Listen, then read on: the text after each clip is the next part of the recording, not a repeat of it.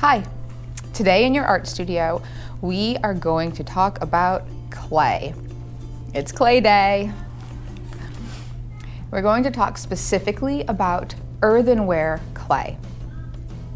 Here we have two different color varieties. We've got a red, orange, sometimes even called brown clay, and we have gray as well, sometimes called white clay. Earthenware clay is clay that naturally occurs on Earth, typically around water, around riverbeds, streams, lakes, ponds, even the ocean. So we find clay naturally existing. The process is for companies to,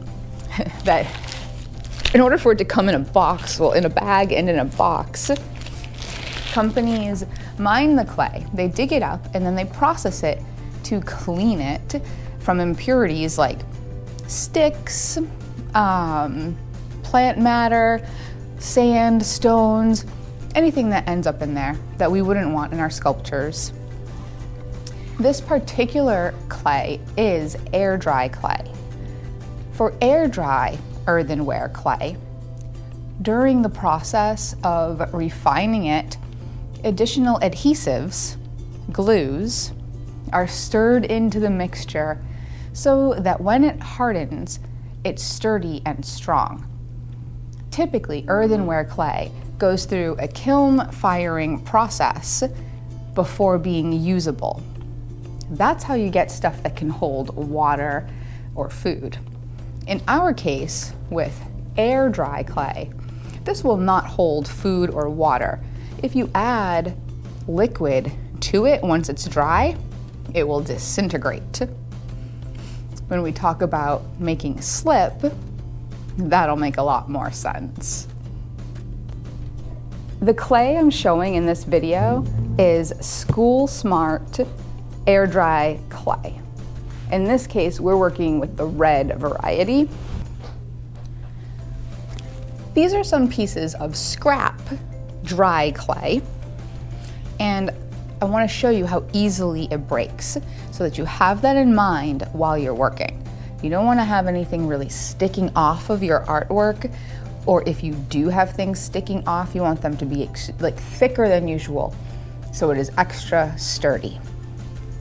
So this is when it dries. See? It's relatively strong, but it's not so strong that you don't have to be careful.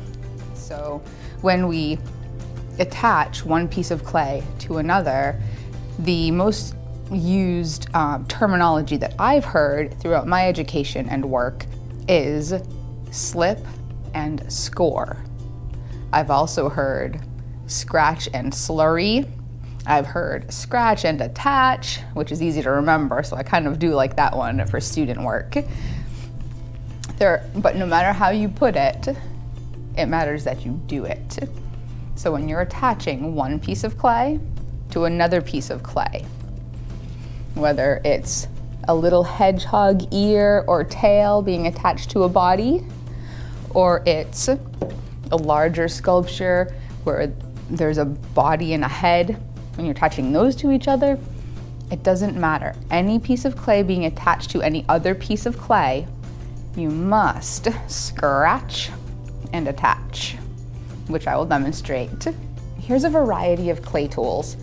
Some are purchased as actual clay tools, and others can be things like plastic, knives, spoons, forks, popsicle sticks, tongue depressors, clay tools, scratch tools.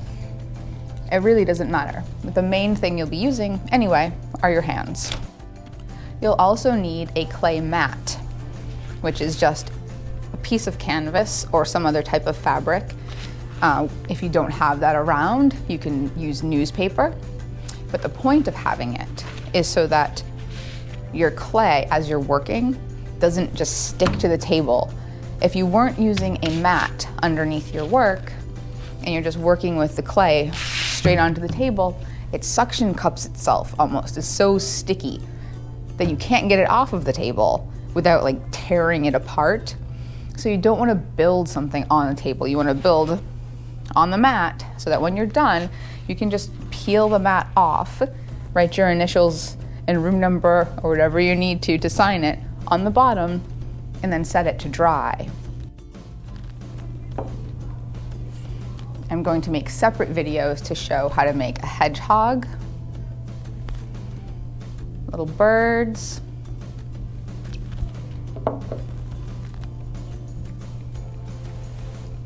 flower petals, and that is sort of in a little dish.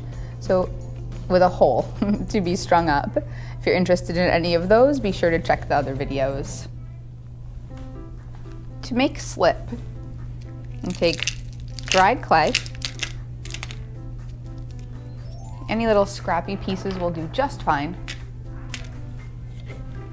Add water.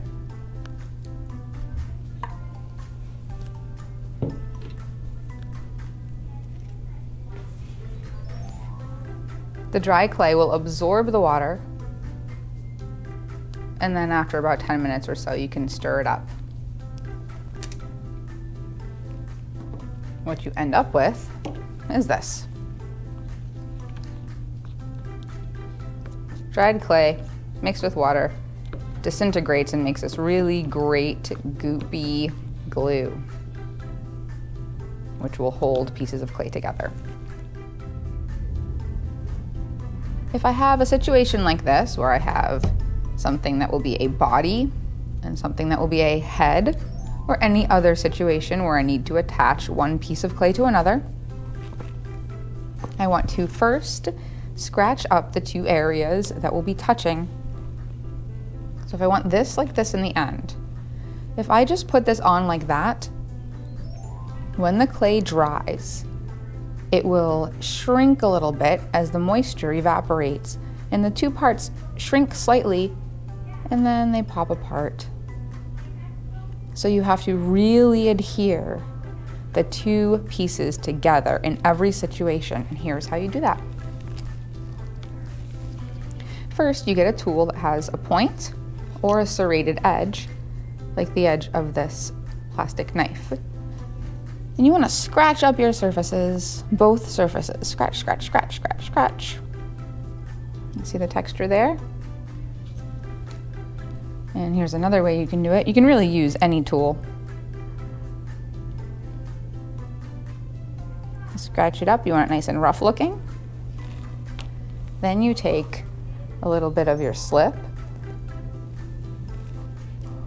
I usually use just my hands for this anyway, but put a little bit on. Rub it in there, and if it seems like too much, it probably is. You want it to be a light layer, kind of like when you use glue in any other situation. You're going to take both pieces, line them up the way that they go, and firmly press without actually squashing your piece. Press and give a little bit of wiggle, and you'll feel when it's attached. Like, it takes a lot of force now to pull these pieces apart. See that? That's how I know it was well attached. I'll do that again. You can always resculpt if you have to.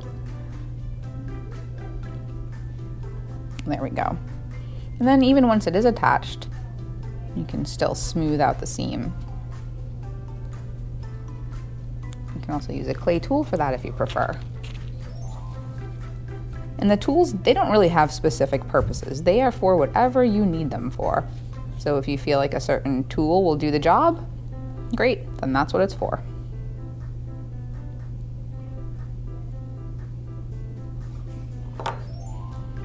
All right, that's how you adhere things. Scratch and attach. And I'm going to show you one more example. I'll put an ear on this. Things like ears, they stick out. So you want to make sure that it's very sturdy. And instead of pinching it too thin, pinch it a little extra thick, so it has more chance of staying on. Do a big giant ear,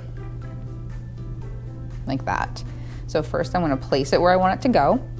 If I feel like I might lose track, We can draw a little line to show where it goes.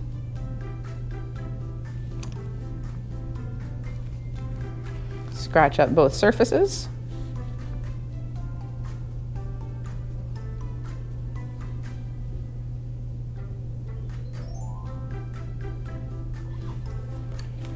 A little bit of slip.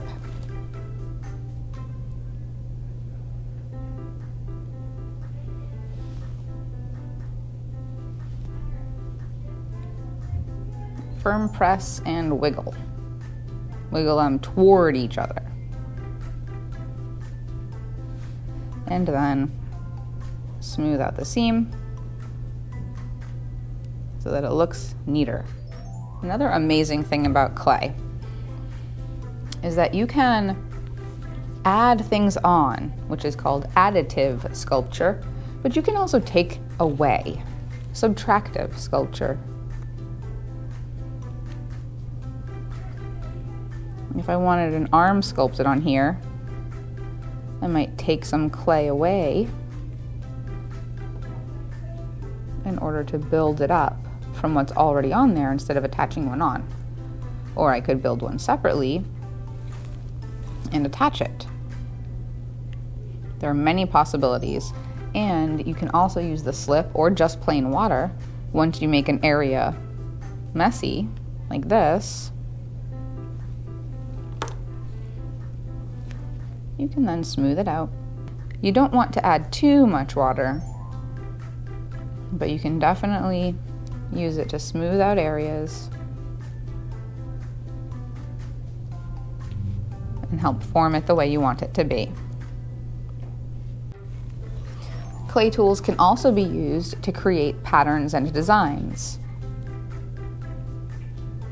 by pressing in or drawing on.